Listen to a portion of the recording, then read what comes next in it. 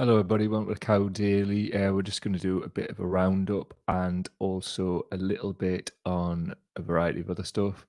Let me know if you're about in the comments, as usual. I'm just going to mention this now. Yeah, it's going to be a tough one for us. There's obviously, as you know, things are going on with Scrappy, and I don't really want to talk about it at the moment because I might choke up and got a job to do. So here we are, turning up, doing the job. So that's why I'm just mentioning it from the off. Yeah, it's a tough old time for her, especially after what's happened with DJ recently. But onwards we go. In the time on a tradition, if you want to support our work, go to patreon.com/cowdaily. That's patreon.com/cowdaily. Also, a link in the description for PayPal if you want to support our work with a one-off donation. Thank you very much. Also, if you could share the stream, let people know we're on, that'd be great. Also, if you're here, if you could like the stream and do all that cool stuff, that would be very much appreciated. Just bear with us. Morning, Zoe. Nice to see you, man. Hello, Leon, as well. Good to see you. Leon's saying, can we laugh at Trump? Lost a civil case over defamation without skipping a beat. He goes on a media tour repeatedly defaming the same person. Just absolute rotter bag, isn't he? But that you would expect nothing less. I mean, I think between him and Boris Johnson, I think the impact that that's having on society, but just not just society, on people in general, like young people. I worry what this generation's going to be like when they've got people like Andrew Tate and these knobs as their role models. It's like, I don't even think we're seeing the impact of it, man. Absolutely ridiculous, but that's what social engineers like Steve Bannon want. Simple as that. That was interesting that Zach mentioned Bannon yesterday. Switched on. I like it.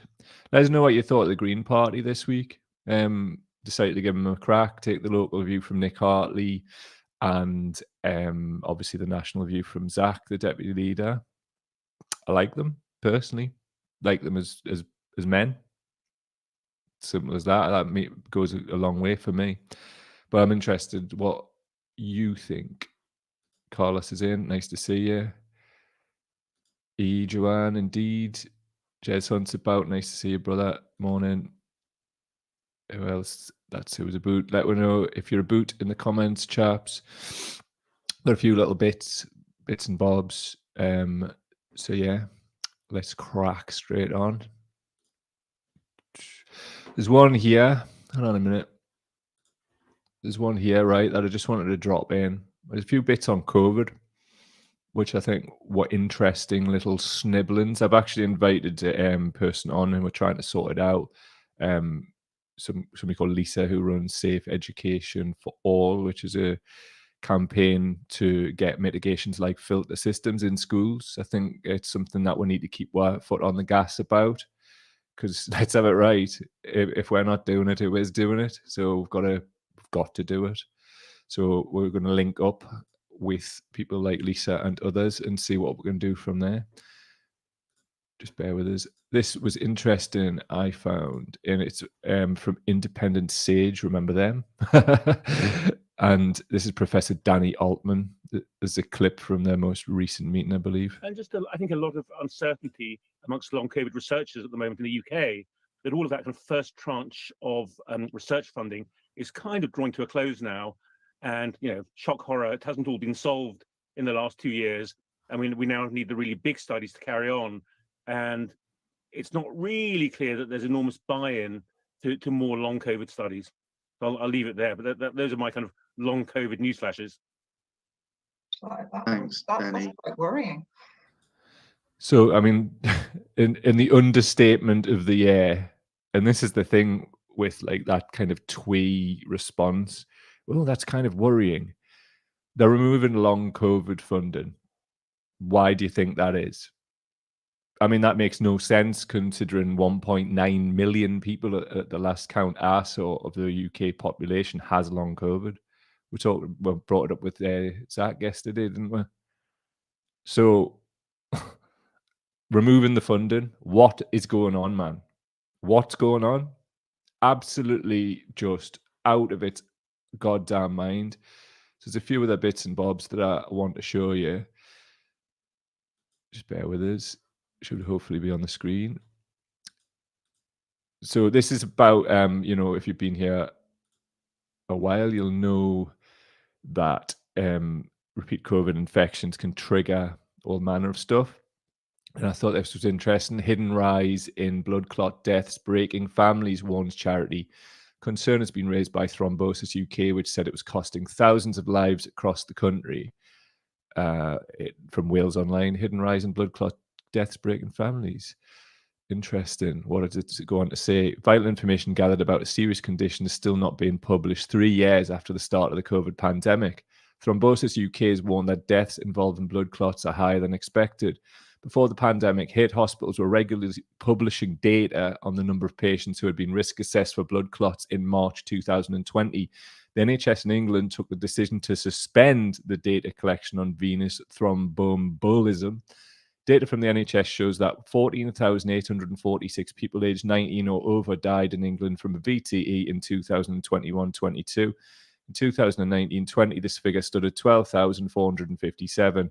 Thrombosis UK Chief Executive Joe Jerome said the hidden crisis breaking families and costing thousands of lives around the country. Another thing that I just want to pull up here. Just bear with me. Is it on the screen? Sure is. From Dr. Dea Sharma on the Twitter. Iris damage due to recurrent shingles, reactivation of chickenpox virus in the eye. The iris illumination defects now show light reflecting back through the iris due to loss of iris pigment. There's a picture on the screen for audio people if you want to see, which looks more than a bit interesting. Absolutely shit. And obviously, as you know, I had shingles for a year, repeat infections. I still haven't been able to afford an antibodies test, but I'm pretty sure repeat COVID infections lowered my immune system and led to that. And I was lucky, you know, I spoke to my friend Shanley and she had it in and around the eye. And I was fortunate that didn't happen. It was bad enough on my body, but as you can see, it can lead to blindness and all kinds of stuff. Let us know in the comments, why do you think the long COVID funding has been pulled? And why do you think these other things are happening? I mean, the thing is, right, there's a discourse between people, like, let's say anti-vax, vax people. I just forget all that noise. But people who have strong opinions on those things.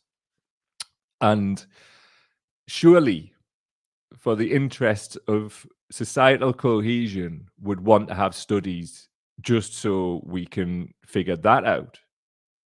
Not to mention people's health.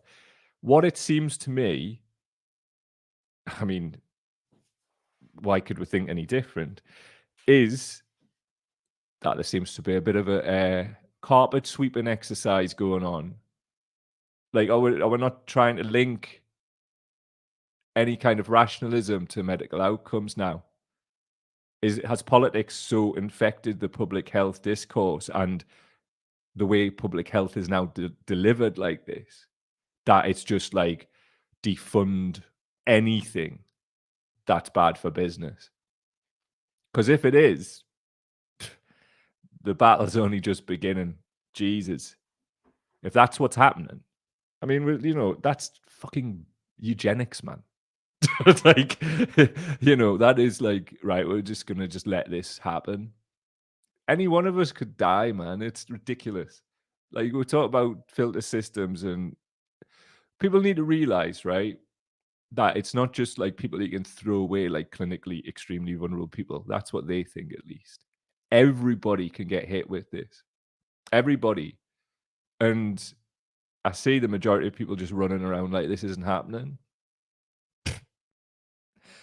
What can you say? Just started flagging it up, and I'm going to keep flagging it up. And then that's not popular because it's the taboos. Welcome to the Taboo Show. Welcome. Enjoy. So anyway, moving forth. Honestly, man, like the situation at the minute is a madness. But that's life, innit? That's what's going on in this world. So anyway, let's have a look at this. More Labour Party stuff. This from Squawk Box. Get on that stream immediately. There we go. So what's he saying? Labour MP reports front bencher to the Met Police for sexual assault. No action taken from Starmer. What? Keir Starmer's record of inaction in the face of serious allegations against Labour right-wingers continues. A female Labour MP has reported a current member of Keir Starmer's shadow ministerial team to the Metropolitan Police for a sexual assault alleged to have taken place in July 2021. Tortoise News has reported neither the victim nor the offender was named in the report. The woman MP also informed party whips and raised concerns about a wider pattern of behaviour among Starmer's MPs. So far, Keir Starmer has not suspended any member of his front bench, forcing female MPs to continue to work knowingly or unknowingly with an alleged sex offender. This continues Starmer's appalling record, despite his boast to the contrary when it comes to protecting women. Yesterday, news emerged that Labour has let a sex pest senior staffer keep his job with a final warning, despite two separate investigations. The party's own and an independent parliamentary probe finding that he groped an intern 20 years his junior after keeping the complainant waiting 3 years for an outcome, Politico has reported. The victim of that assault has also said that sexual harassment is rife in Starmer's party and that this had driven her determination to pursue the case. Fair play. The pattern of behaviour does not only apply to the sexual misconduct of right-wing Labour MPs. The party leader has a horrific record of inaction against alleged sexual offence, blah, blah, blah. We've spoken about all that before on the show, and for the purposes of today, I'm not going to go deeper into that, but if you want to know more, look at previous shows. What do you do with that? I mean, we've done a show on what happened and continues to happen with Afsana Begum. I'm sure it mentions that later in the article, that one there. The whole party is an absolute basket case. And still this morning, we're having absolute Stockholm Syndrome Labour lifers trying to give it 9 out about the Green Party. Absolutely mad. We'll be like, I'm not with the Green Party, right? But as soon as you try to launch into us that I am or something, I'd rather have them any day of the week running anything than anybody connected to Labour Party 2023. Facts. So away you go. I'm trying desperately not to lose me shit today. If you weren't here from the top of the show, it's not looking good for Scrappy. So I'm just like getting through this, hopefully not burst into tears. And I'm not going to try and like lose me shit and project all of this on to people, anybody. In fact, I'm just trying to get through a show really today. So yeah, that's what I'm doing, and it might be shorter. So anyway, right, let's get to these bits. What we got. I'm just going to clean this all up here. Right, something from Question Time about water bills. Thought Ash Sarkar was quite interesting. Interesting that Sarkar is on Question Time. Let us know what you think about her. Hang on a minute. And I shall share it with you presently. Here it is. So let us know what you think about what Sarkar is saying here. So privatised water companies paid out £1.4 billion in shareholder dividends last year. And 20%... And that's analysis by the Financial Times. And that's analysis from the FT. And 20% of your water bill is going towards shareholder profits and managing the debt for those privatised companies. Does that seem like a good use of your money? Do you feel you're getting good value for your money? Would you rather that money was going into fixing the infrastructure? Yes. While these companies remain in private hands, there's no incentive for them to do it. There is simply no incentive. So Southern Water is mostly owned by an Australian investment firm, and it's partially owned by the American mega bank JP Morgan. So your water bills are going towards making foreign corporations rich, and because they are so fabulously rich, they can just eat up whatever fine the government decides to levy them with. And while it would be very satisfying to see some of these CEOs in jail, and I would love it personally, what I fear is that the incentive hasn't gone away, which is you underinvest in the infrastructure, you let it crumble because, you know, you don't live there. You live in Manhattan or somewhere gorgeous. You don't have to worry about the sea in Bexhill. And instead, the incentive is to extract money from the system that could go towards fixing infrastructure, and you put it towards shareholder dividends. It makes financial sense at this point to bring this industry back into state control so all of the money can go towards fixing the problems. And of course, the Tories don't really want to do that. They only nationalise things at the last possible minute, as they have with the Trans-Pennine Express. But what confuses me is that Labour aren't committing to it either, when it would save so much public money. And it would mean that these problems would get fixed because you guys would be democratically accountable. You're not in Australia. You're not in Wall Street. You're right here where we can see you. Why not nationalise? So privatise water companies. Just stop that. Big up Ash Sarkar there. Interesting. Did you see Thangam Debonair, the current MP for Bristol West, at the end looking like a ghoul? Making her notes, ghouling it up. I did. Anyway, this is what her response was. It's short, but it's certainly not sweet. Debonair. The cost of repaying them is astronomical. And I don't want to spend taxpayers' money on that when I know that taxpayers are telling me that they want the money spending on our hospitals, on our schools, on our potholes, as we discussed earlier. Oh, fuck off. Absolutely just fuck off. These people, man, absolute shitbags. Even that Tories got the look of the nation, and they're virtually totally responsible for all this. So it says on Saul Staniforth's tweet here, Labour's Thangam Debonair says the next Labour government won't take our failed privatised water industry into public ownership because of the cost. Why not issue bonds? But then, of course, cost is simply an excuse to mask the Labour rights ideological opposition to public ownership. Big up Saul Staniforth as ever. Something I just want to point out, and it ties in with a hell of a lot of what we've been talking about this week with the Greens. So I'll just pull this slide up, right? See if I can find the right one. It's from the Green stuff. So we're going to fly through all the Green stuff here. Bristol West, that's Debonair, right? The person you've just seen there, the person who is just... let's not get into this because, as I said, we're dealing with scrappy stuff at home, and I'm upset, and I don't want to just start raging today. I don't. But let's turn this into a positive. Bristol West general election prediction as at 9th of the 5th, 2023. Greens, 46.6%, 21.7% up. Labour, 42.5%, that's Thangam Debonair, minus 19.8. So it's very tight, as Nick Hartley pointed out quite rightly this week. So instead of us just sitting and railing against this stuff, right? Debonair has spoke for Labour. They're not going to do anything about the waterways. I saw this morning Fergal Sharkey, 80s pop star, has been brilliant on this, right? And he said that, like, there's only been 2 waterways which have been safe to swim in up to this week, right? The rest of them full of shit, literally. And both of those, like, supposedly clean waterways have no swimming signs up today. There's nowhere today in England and Wales that's safe to swim in. Wild swimming is done. Waterways are all polluted. So Thangam Debonair is doing the whole taxpayers' money thing. Fuck your potholes. We don't want kids drinking shit when they're trying to swim. You'd think it was a prerequisite for a half-decent country. Why on earth is this being allowed to fly? And it shouldn't. So what I'm saying to you good people, is here's one of the things we could all mob up and do. And it doesn't just have to be the Greens. It could be target seats. Get out there and do everything we possibly can to get the Greens in Bristol West and remove ghouls like Debonair from public life.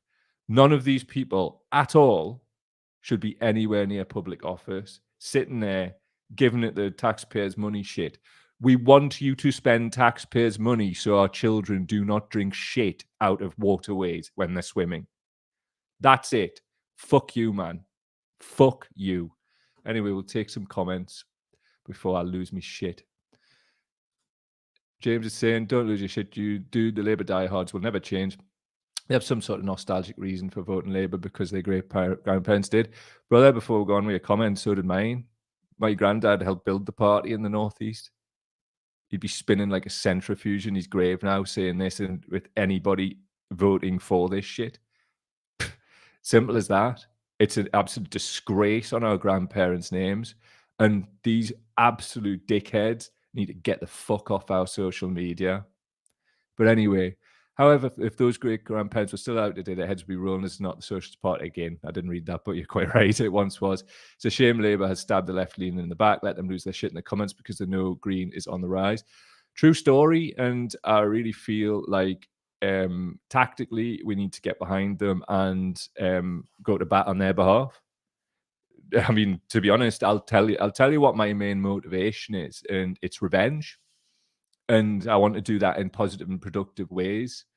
We've done, well, it'll still continue to a degree, but there's a bank of evidence about the Labour Party, which I do continue to share with the Labour right-wing trolls. And it's not about them. It's about like people who might be on the fence from not actually keeping up with things, and they can click on it and it's right there. But we need to move forwards into positivity now, because we'll drive ourselves mad. So a lot of this was about like giving the Greens a chance, like getting them on the platform and saying what they're about, and I'm impressed. I think they're decent people, and that's half the battle for me. The two lads I spoke to, I can't speak for anybody else. Just take them as I found them. So I would like people like them. I'd certainly prefer Carla Denyer to be the MP for Bristol West than that fucking ghoul Thangam Debonair. I mean, just look into how she's acted over the last few years. What a fucking dial. But anyway, take some more comments and we shall see. Jez is saying, because they don't give a toss, it doesn't make headlines, therefore it's irrelevant, and it points to the government's failings on COVID. Why would they fund that? It's obviously talking about the long COVID study first. True. But this is the thing. I mean, they're supposed to be elected to look out for us. We know they're not. I'm not naive, but I'm not into this bloody denialism that's coming. Like the evidence is clear, and it's disgusting that people are just being like left to go to work. Where's the fucking unions as well? Like, Joanne's saying most people I know are just shrugging it off. Well, they're not going to be able to, because it'll eventually get them.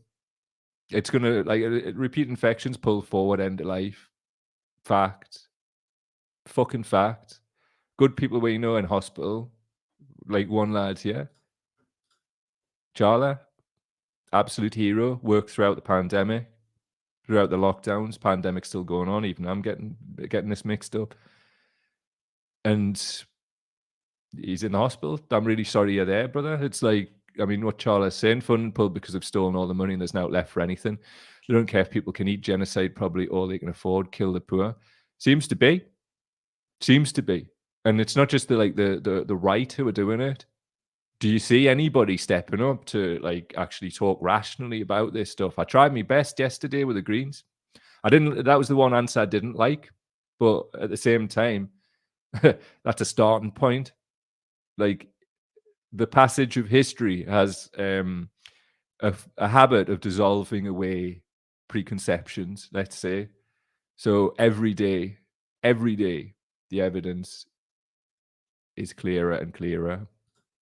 Carlos is saying, why are they suspending studies? They are allowing the sick to fend for themselves, take away help and die out of sight, removes a financial liability and probably an opposition voter from the population. It's very, you know what it isn't. I mean, as I was saying yesterday to Zach, you talk about privilege.